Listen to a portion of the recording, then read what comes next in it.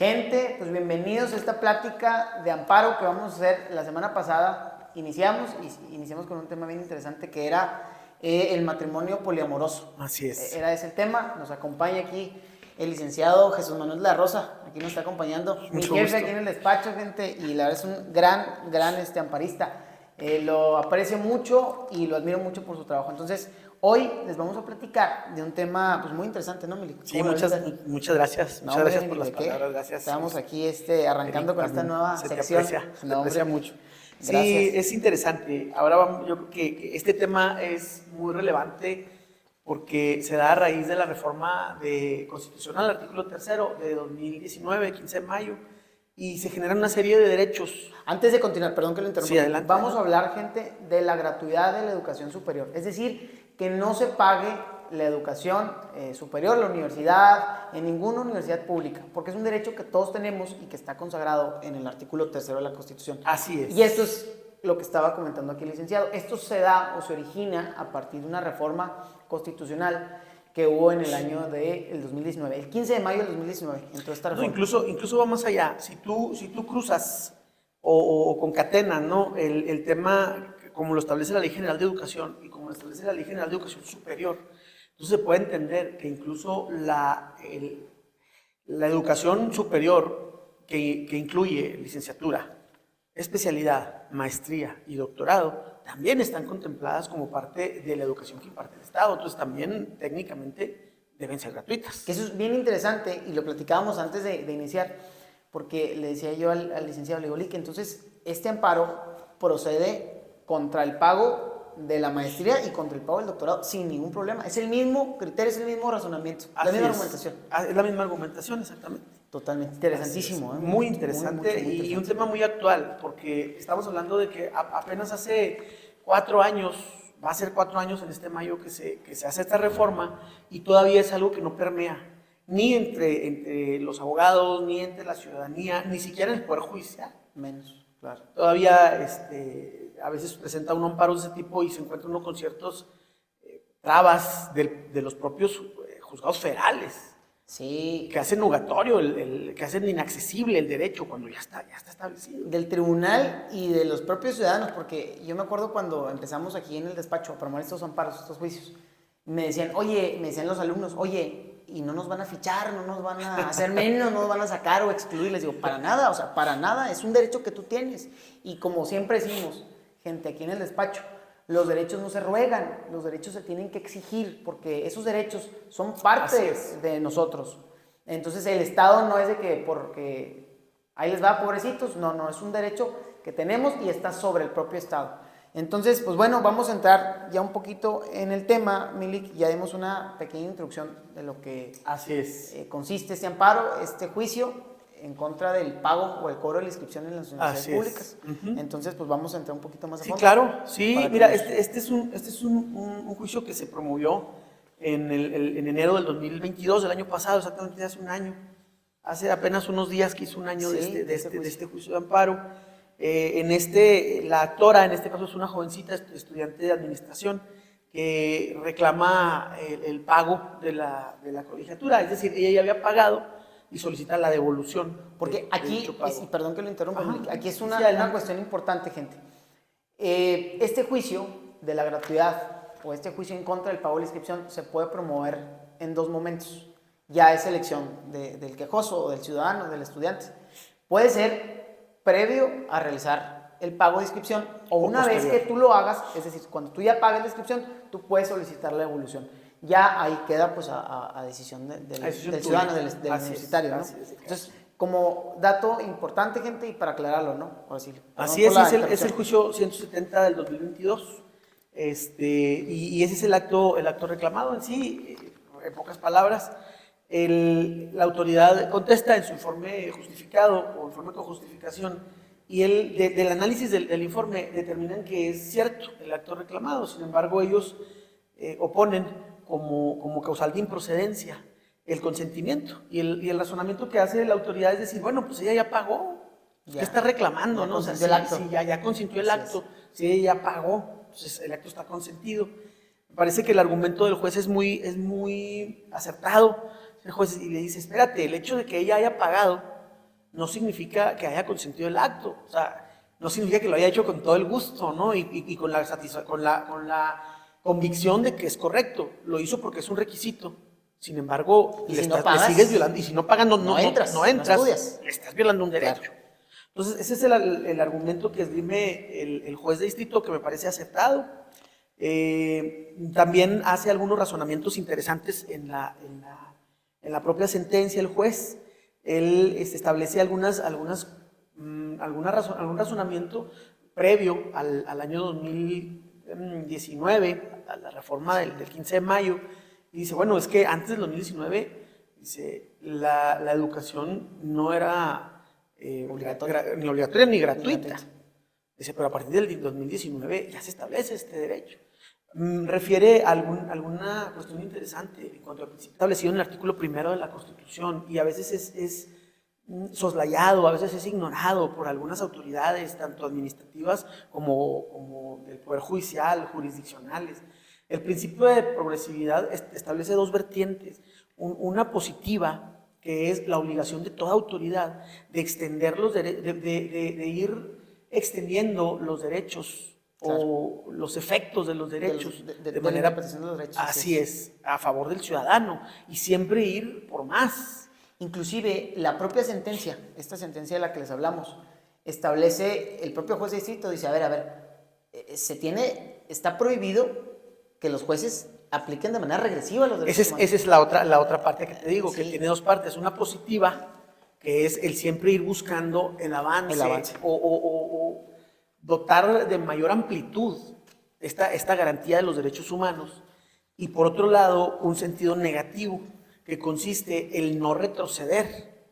Incluso por ejemplo, en las tesis hay criterios de la Suprema Corte que establecen que el Poder Legislativo tiene prohibido el darle darle un alcance regresivo, darle un sentido regresivo a cualquier norma. Pero esto se extiende además, por criterios de la Suprema Corte, se extiende además a toda autoridad administrativa y autoridad judicial también.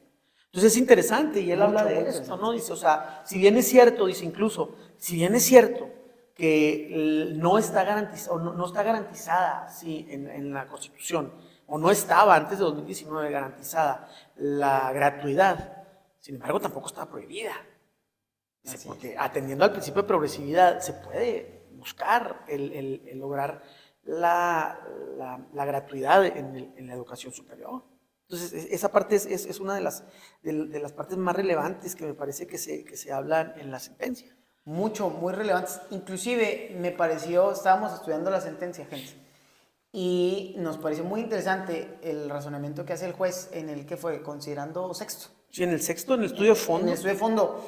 El primer párrafo, el juez es muy contundente. Así es. Muy contundente. A ver, el cobro de la inscripción es contrario o contraviene lo dispuesto en el artículo 3 de la Constitución, por tanto, procede a conceder la paz. Es sorprendente que en el primer párrafo, si consideramos que los considerandos anteriores se refieren a la procedencia de la vía, se refieren a cuestiones de tipo formal, el sexto, el considerando sexto es el que habla sobre el estudio de fondo, donde vamos a estudiar la procedencia ya de la pretensión del acto, del quejoso, del quejoso en este caso, ¿no? De la quejosa. Entonces, es sorprendente que en el primer párrafo, lo primero que dice el juez es esto, y dice, el acto reclamado es procedente, por lo tanto, es suficiente para conceder el amparo. Punto. Y lo dice, bueno, vamos a hacer el análisis de toda la demanda para ver qué más. Así es. Es interesante, hace referencia también, si me permites. No, claro. A un amparo en revisión, el 750 del 2015, es muy interesante porque la Suprema Corte de Justicia, en su primera sala, aquí habla de unos temas relevantes también. Habla sobre el alcance que debe tener la educación superior. Y es muy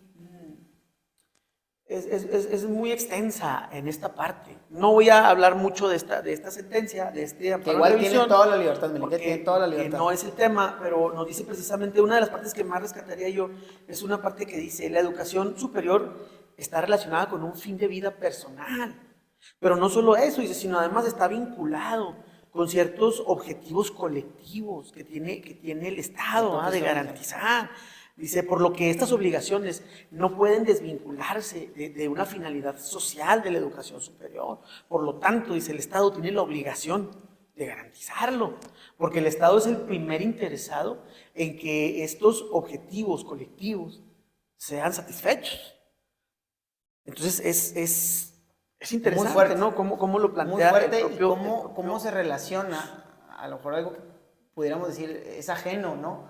El tema de cómo el Estado tiene que velar por la educación superior de todos los ciudadanos, de todos sus ciudadanos. Porque eso lleva implícito el propio progreso del país, ¿no? De la república, de la nación. Así es. Eso me parece muy bonito. A la verdad a mí sí me suena hasta muy romántico. No, y suena, y como se redacta, suena poético. Sí, no, totalmente poético. Mucho, muy poético. Sí, otro tema que yo creo que vale la pena resaltar es el tema de la autonomía universitaria. Totalmente. Que también lo plantea la autoridad responsable.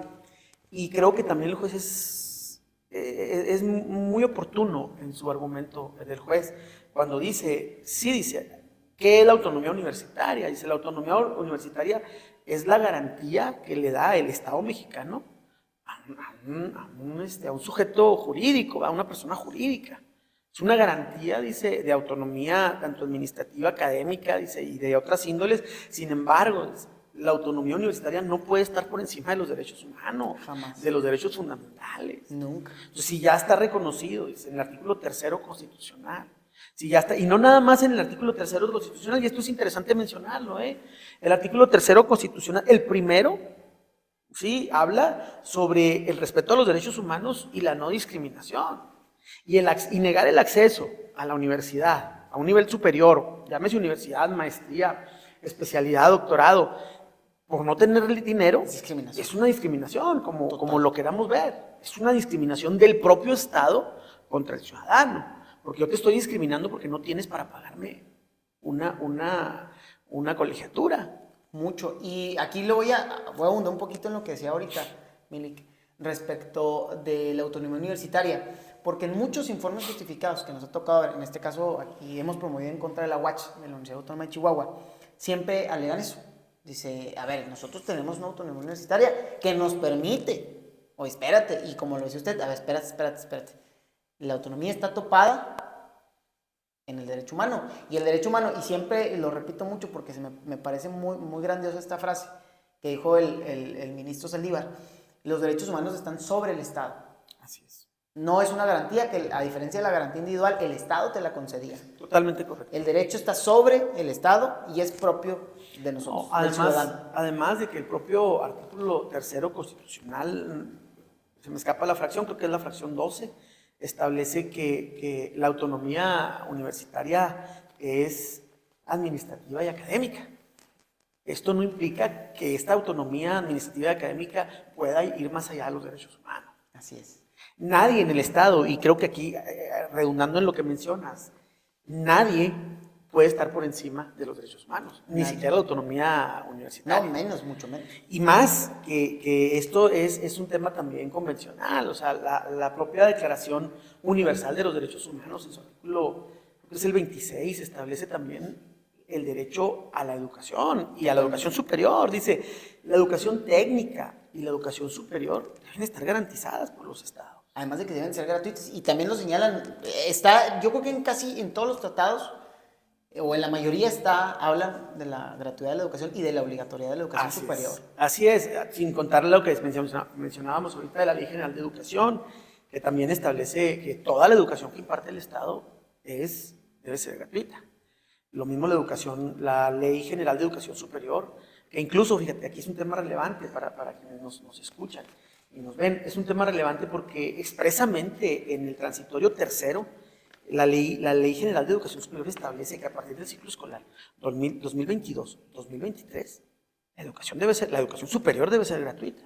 Y lo establece de manera expresa y de manera contundente. No hay posibilidades de una interpretación distinta.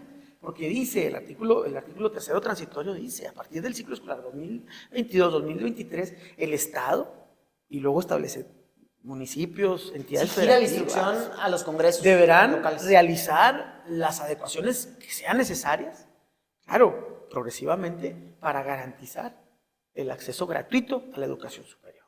Cosa que están omitiendo completamente los congresos locales. Me parece que eso ya es una obligación del Congreso. No, recordemos local. que tenían un año a partir del 15 de mayo de 2019 para hacer la armonización a las leyes secundarias, a los reglamentos, a todas las disposiciones normativas que regulan este tema. Tenían que haber hecho la armonización y no lo han hecho. Estamos hablando de casi 4 años. Y lo que falte, porque me parece, y lo platicamos ahorita, previo les digo a iniciar, me parece que no lo van a hacer en el corto plazo.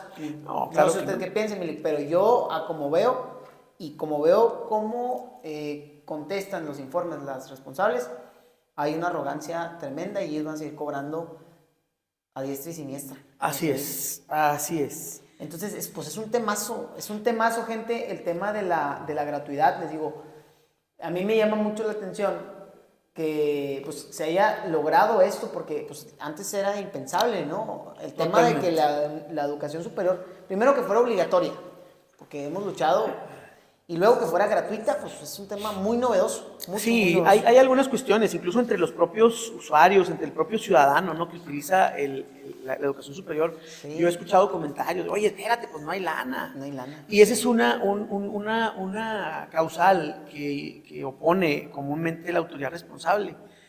Yo siempre he dicho, la insuficiencia presupuestaria o económica no es justificación para violar derechos humanos. Es como si el Ministerio Público nos dijera, oye, yo no resuelvo crímenes porque no me dejas torturar a la gente. Fíjate, o sea, el hecho de que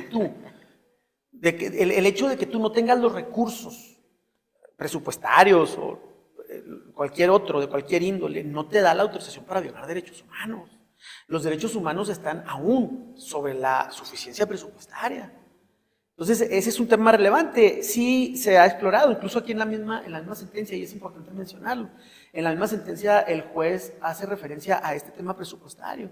Y dice, sí, nada más que dice, para que yo te la compre, el tema del presupuesto, tienes que acreditarme algunas cuestiones, ¿no? Por ejemplo, que no tienes lana y que la lana que tienes la has utilizado de manera contundente o de manera absoluta en la resolución de estos problemas que tienen que ver con derechos fundamentales. Claro. Mientras tú no me acredites, 1, que no tienes dinero, y 2, que el dinero que tienes, porque claro que hay una partida presupuestal, y son ese dinero millonarias.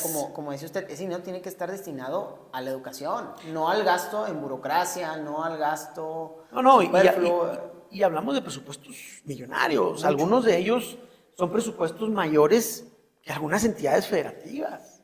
O sea, las universidades reciben más dinero que algunos municipios e incluso que algunos estados.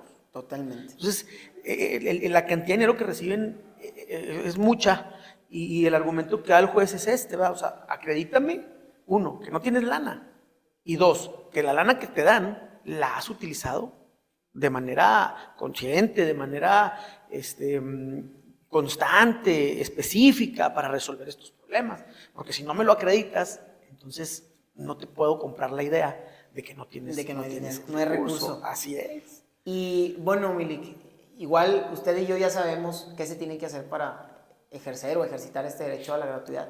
Pero la gente que nos vea, ¿qué tienen que hacer? Bueno, pues aquí es muy sencillo. Hay que acudir con un abogado. Hay que acudir con un abogado que tenga conocimiento del tema del amparo. Hay que promover el juicio. Se puede promover antes o después de hacer el pago, ¿sí? Siempre que cumplamos con el requisito, que es el haber ingresado, el tener los estudios previos, la media superior, y que sean los tiempos. Entonces se puede solicitar, tenemos 15 días a partir de que se hace el pago, o bien 15 días a partir de que se nos requiere que hagamos el pago. Sí, recordemos que el amparo únicamente tiene 15 días para promoverse, y si no se hace en esos 15 días, pues se pierde el derecho. 15 días hábiles. 15 días hábiles. Pues gente, les digo, ahí está para los que pregunten o quieran saber cómo, es acercarse, les digo, con un abogado, y él les va a dar las indicaciones. Inclusive puede ser la devolución o el no pago del semestre en curso, o bien, inclusive, que esto trascienda a semestres posteriores. Así es, sí, se puede solicitar y se concede. Sobre todo por economía procesal. Claro, para no estar demandando en cada semestre. Así es. El juez ordena desde la primera resolución, que creo que había que mencionarlo. Ya tenemos aquí Nosotros ya tenemos resoluciones en este sentido, y la resolución va en el sentido de que se le regrese el dinero que ya pagó, o bien no se le cobre el correspondiente al semestre, ni se le cobren los consecutivos hasta que esta persona termine con su carrera. Ese es el resultado, esos son los efectos de la sentencia, para que la autoridad responsable omita realizar el cobro, inaplique los artículos del reglamento de la universidad, para que los inaplique y no le realice el cobro a esta persona en este amparo y en los sucesivos. Así es, o bien les digo, procedan a la devolución y ya en los siguientes semestres pues tampoco se genere ningún cobro. Pues bueno, Milik, yo quedamos concluyendo con este tema. Claro. Igual aquí, antes de concluir, y si usted lo permite, Milik, vamos a aprovechar para platicarles un poquito del amparo para el ingreso. Muy brevemente de lo que se puede también llegar a hacer. Esto, les adelanto, todavía está en curso, no tenemos todavía sentencia, pero en cuanto la tengamos, pues obviamente se las vamos a estar compartiendo, ¿no, Milik? Sí, así es. Entonces, si quieren, Milik, si me permite muy brevemente platicarles un poquito también, porque es otro derecho que se contempla en el propio tercero constitucional, y me parece que pudiéramos de manera accesoria sumarlo a mira, aquí hay que resaltar primero que este amparo que mencionas es el amparo en contra de la negativa al ingreso por no haber acreditado un examen de admisión. Así es. Lo cual también resulta violatorio a los derechos humanos. Entonces, aquí lo que se hace es promover precisamente el amparo por diversas violaciones a diversos cuerpos normativos, tanto estatales como nacionales, como internacionales, llámese tratados de los que México forma parte, tratados internacionales. El juicio es parecido en el sentido de que también se vulnera el acceso a una educación de nivel superior. Que es obligatoria y universal. Ese es el tema. Eso es lo relevante. El artículo 3 establece como universal. Y aquí hay que hacer una argumentación técnica, porque tenemos ahorita todavía jurisprudencias que están vigentes, que establecen la constitucionalidad de estos exámenes de admisión. Entonces tenemos ahorita, el tema es todavía combatir un poco a estas tesis que son jurisprudenciales, que se han aplicado desde hace 25 años y que se siguen aplicando al día de hoy, pero que ya no están en armonía con este principio de progresividad. Creo que a los abogados nos toca precisamente el hacer valer estos derechos e ir cambiando la realidad jurídica que hay en el país, que a veces no es fácil, ¿no? A veces tenemos que litigar incluso contra la propia autoridad jurisdiccional, pero creo que es nuestra función el defender a los ciudadanos y retomando un poquito lo que mencionabas al inicio de la plática, los derechos no se piden, los derechos se arrancan, los derechos se reclaman. No se ruegan, se exigen. Se exigen y se arrancan, porque a veces no es suficiente exigirlos. A veces hay que ir y arrancarlos de donde están, porque no es tan sencillo. Recordemos que la autoridad tiende a mantener un status quo, ¿no? Mucho. Entonces, este tema nos ocasiona a veces que tengamos que combatir también a la autoridad jurisdiccional, pero creo que lo estamos logrando. Aquí hay una violación evidente al principio de progresividad, hay diversas violaciones, como te decía, a disposiciones locales, disposiciones federales, disposiciones incluso internacionales. Entonces, el amparo ya nosotros pues ya tenemos tiempo que lo promovimos. Igual lo mismo, hay que, en caso de que hagamos el examen y no seamos beneficiados acreditando el acceso o pasando, como se dice comúnmente, no pasando el examen de admisión, no pase el examen de admisión, pues tenemos la posibilidad de reclamarlo por medio de un amparo. Así es. Pues bueno, gente, les digo, eso es un tema también muy interesante que en cuanto tengamos nosotros la sentencia, pues se las vamos a compartir, les vamos a estar platicando porque también nos parece un tema muy relevante y muy interesante. Esto del litigio estratégico es muy apasionante y muy interesante, ¿no? Así es.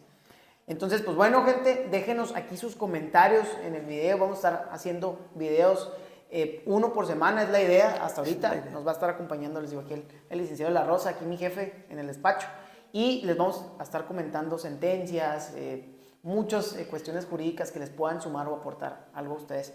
Milik, pues no sé si quiera agregar algo. No, pues nada más agradecerte, Eric. No, hombre, agradecerle a siempre invitado aquí. A quienes te siguen. Pues siempre invitado en el despacho de aquí del licenciado, ¿verdad?